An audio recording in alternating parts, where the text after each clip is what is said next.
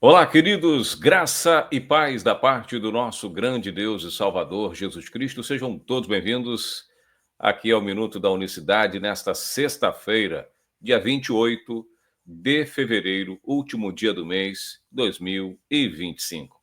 Até aqui nos ajudou o Senhor. Meus amados irmãos, estamos gravando essa semana no último dia praticamente, porque nós tivemos um momento delicado na família, um ente querido nos deixou, uma cunhada minha de muito apreço por ela, uma pessoa muito especial, e por essa razão tive que fazer uma viagem ao Rio de Janeiro, uma viagem não programada e bem rápida, né? Mas acabamos tendo que ficar alguns dias lá para dar um apoio aí aos familiares, e nós estamos de volta com o Minuto da Unicidade. Conto com a compreensão de todos vocês, já de volta hoje, retomando aqui as nossas atividades normais, tá certo?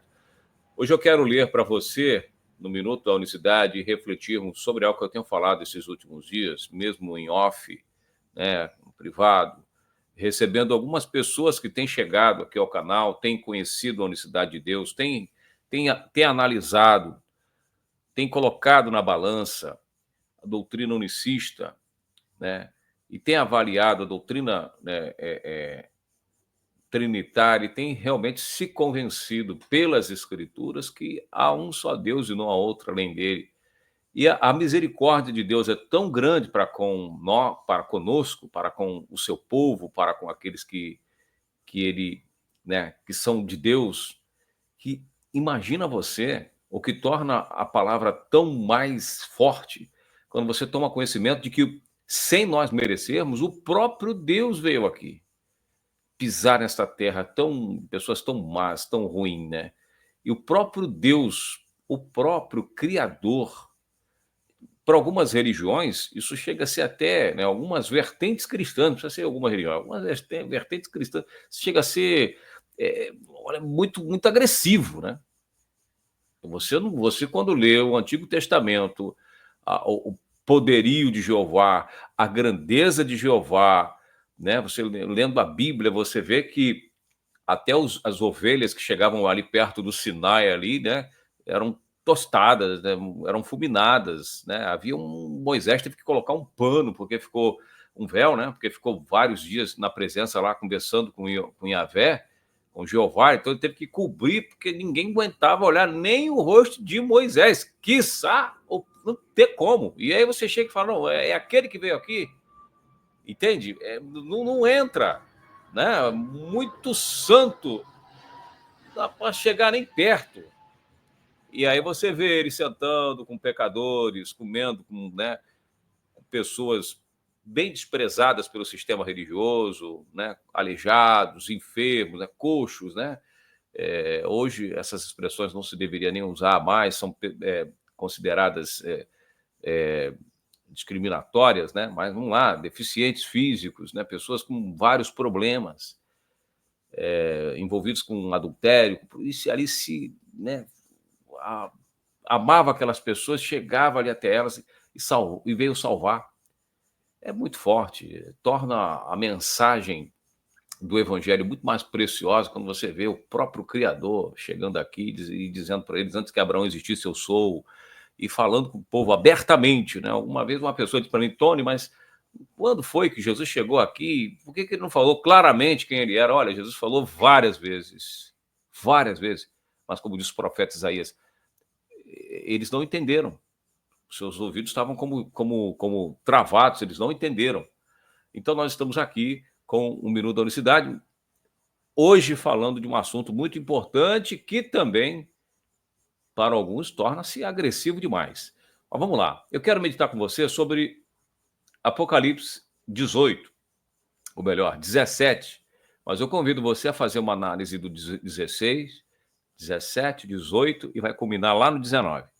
Então, leia a carta de Apocalipse, né, o livro de Apocalipse, o livro da revelação. É importante, é um livro bem delicado, com muita simbologia, mas é importante você ler. Eu vou ler aqui o capítulo, vou pular alguns capítulos, mas para focar no tema principal nesta manhã, vou colocar aí para você ler comigo. E veio um dos 7 anjos, Apocalipse 17:1, que tinha as 7 trombetas e falou comigo, dizendo-me: vem, mostrar-te-ei a condenação da grande prostituta, que está sentada sobre muitas águas. Verso 2. Com a qual, preste atenção, fornicaram os reis da terra, e os habitantes na terra se embebedaram com o vinho da sua fornicação. Apocalipse 17:2. Veja que o vinho aqui, meus irmãos, ele é uma metáfora. Vinho na Bíblia, dentre as suas definições, ele fala de bebida, de conhecimento, de doutrina. Nesse contexto aqui, é doutrina. Eu acredito que esse pensamento é um ponto pacífico na teologia, no geral. É vinho que deu de beber, uma sedução, um conhecimento que manteve cativo as mentes das pessoas. Vamos lá. Guardou isso aí? Verso 3. E levou-me em espírito a um deserto, e vi uma mulher assentada sobre uma besta de cor de escarlata, né? Besta vermelha. As pinturas antigas pintam esse demônio aí. Vamos lá. Que estava cheia de nomes de blasfêmia, e tinha 7 cabeças e 10 chifres. Então, uma mulher. Mulher, nas escrituras, está relacionada a um povo, a uma igreja, sempre nesse contexto aqui. Você, por exemplo, Jesus chama a igreja de noiva, a noiva de Cristo, a minha noiva, é uma mulher. Israel, a nação de Israel, era chamada de mulher, de esposa de Jeová. Jeová fala: eu te enfeitei com muitas joias, né? Lá em Jeremias, eu te adornei toda, e você se... Então a gente precisa pegar os contextos aqui. Quando fala de mulher neste contexto aqui, está se referindo a um povo ou a uma igreja. Uma igreja.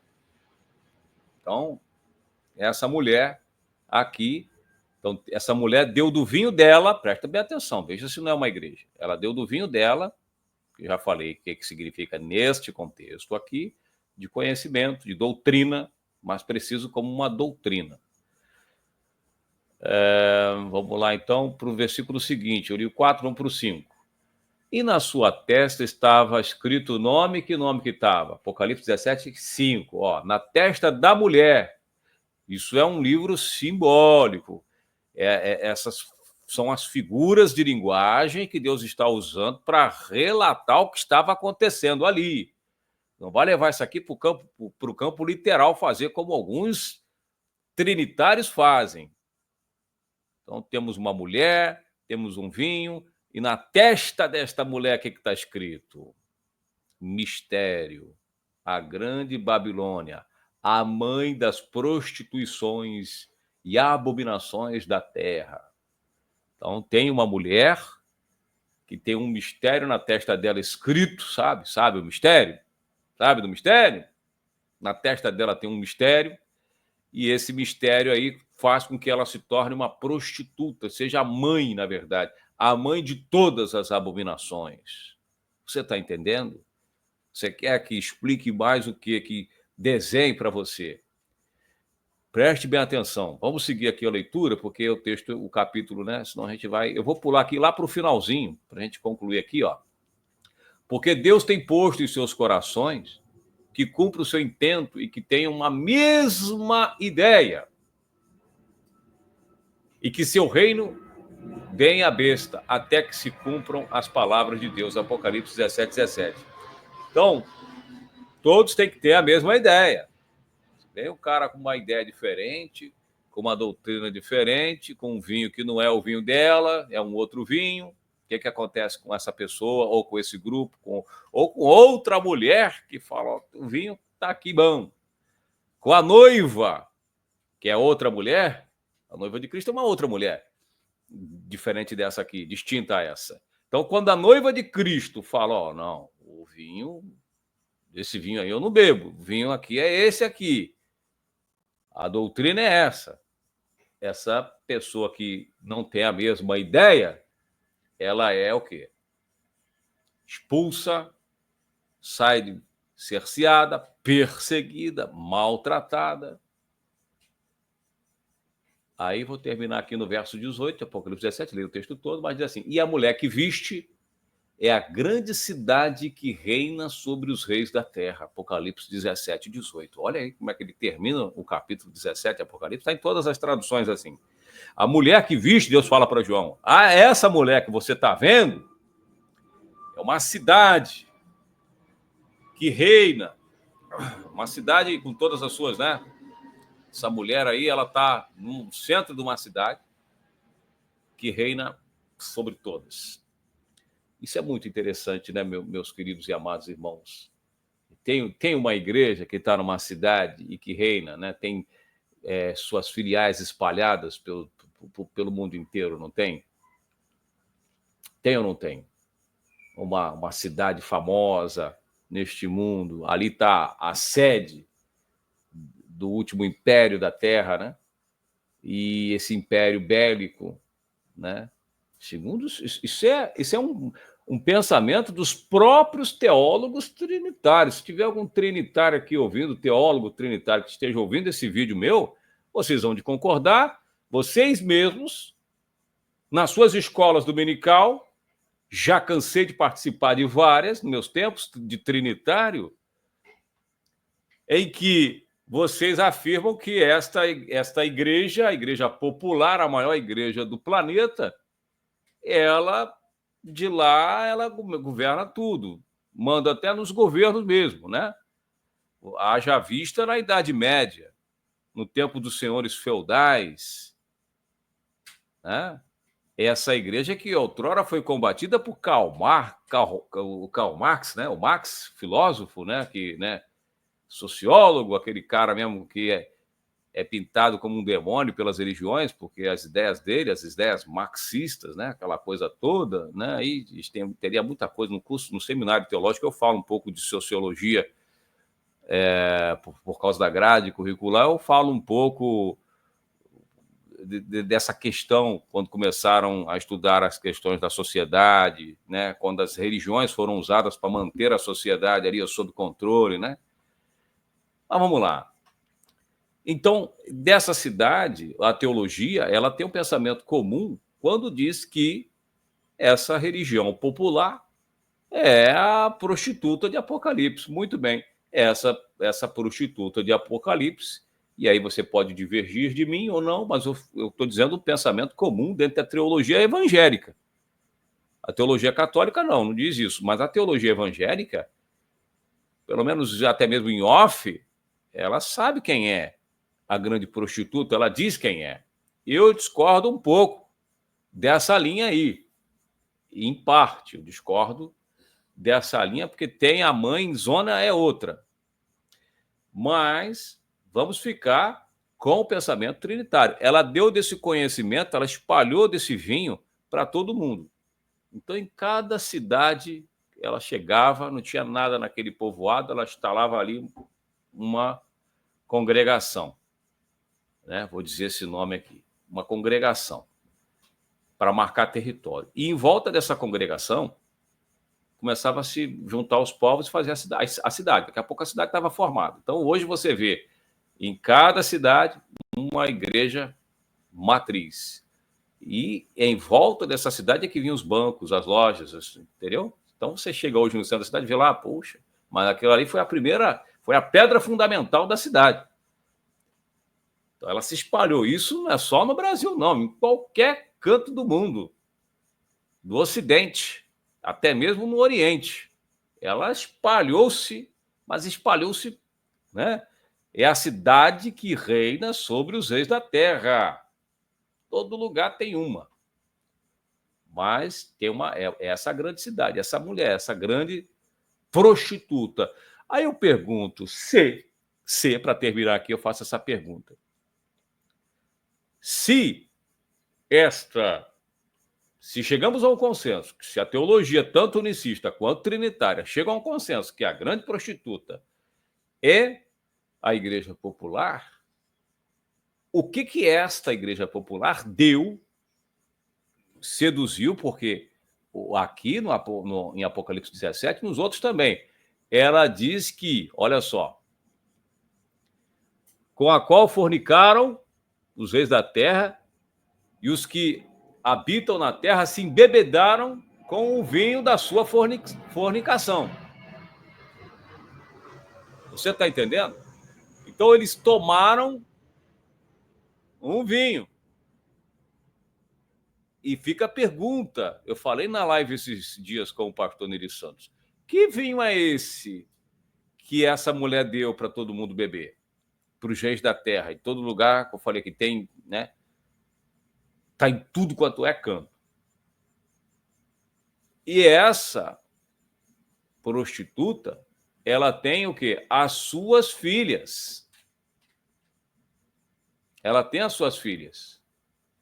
Além dela ter dado de beber, Apocalipse 18, Apocalipse 16, diz que ela tem filhas. Ela conseguiu gerar filhas. Isso torna a situação muito mais delicada, muito mais perigosa, e muito mais delicada e muito mais digna de nós refletirmos, porque ela tem filhas. E ela deu do vinho. Então, o que nós precisamos identificar? A mulher. Aqui eu estou te ajudando a identificar a mulher. Não vou dizer aqui abertamente o nome para não ter problema, mais do que eu já tenho para dar e vender. Quem quiser um pouco, fala comigo que a gente compartilha. Mas se essa mulher, ela corrompeu todo mundo, o mundo inteiro. Como diz aqui, quem não está unido, quer que todos tenham o quê? A mesma ideia. Então, quem não tem a mesma ideia dela, vai dar problema. Tem que ter a mesma ideia, o mesmo pensamento, o mesmo propósito. A base tem que ser a mesma. Pode ter uma... Veja aqui a live ao vivo aqui no YouTube, do última live ao vivo aqui, com o pastor Eri Santos, você vai ver sobre o ecumenismo. Todos têm que ter a mesma ideia, não importa não importa o que você vai falar, desde que a base seja a mesma. Que é a doutrina trinitária, vou para resumir logo, para ser reto, para fechar aqui, que é a Trindade. Você pode pegar os debates aqui no meu canal, você vai ver que a base do cristianismo, você falar contra a Trindade, você está mexendo no pilar do cristianismo, na base do cristianismo. É a Trindade e o batismo em nome da Trindade. Você mexer, pode mexer com tudo. Eu sou pré-tribulacionista. Inclusive, os debatedores até falam, não, vamos debater esse assunto aqui, mas isso aqui não é ponto salvífico, isso não interfere na salvação. O cara pode pensar diferente de mim, a doutrina tal ele não faz, ele é pré, ele é pós, mas isso não interfere na salvação. Mas mexeu se mexer na base, aí você está mexendo no ponto-chave da salvação, que é o pilar. Então, todos têm que ter a mesma ideia. Sendo trinitário, perfeito. O que você vai falar depois disso, se você guarda sábado, se você não guarda, se você... Não me interessa. Você tem que ter a base, que é a Trindade. Tendo a base, que é a Trindade, meu irmão, você pode falar o que você quiser. Esse é, sendo unicista e conhecedor das Escrituras, eu não vejo outro vinho de que esse tema esteja falando, a não ser um conhecimento, uma doutrina, né?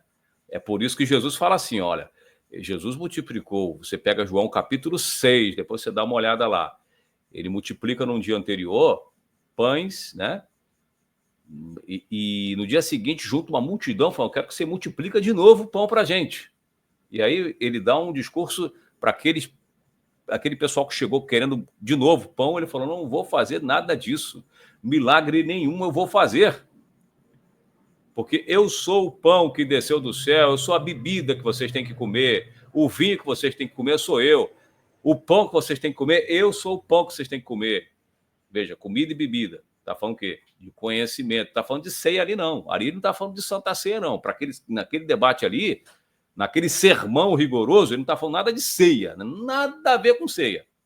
Está falando, eu sou pão vivo que desceu do céu. A comida que vocês têm que comer não é esse pão que eu multipliquei ontem, não. Eu sou o pão. Eu sou a verdadeira bebida. Eu sou... Inclusive, eu escutava muito falando, mas é canibal ele? Quer que a gente coma? Que história é essa? Quer que come do corpo dele? Quer que coma a carne dele? Não bate bem das ideias.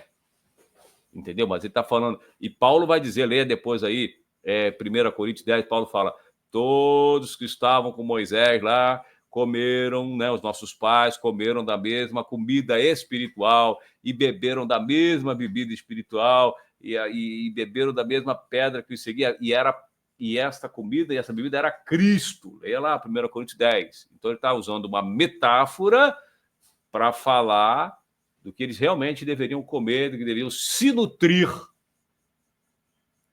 Então, quando Roma dá o vinho, quando a mulher dá do vinho dela e seduz os reis da terra, ele está falando disso. Para terminar aqui, que já me estendi muito, há mais de 20 minutos, né?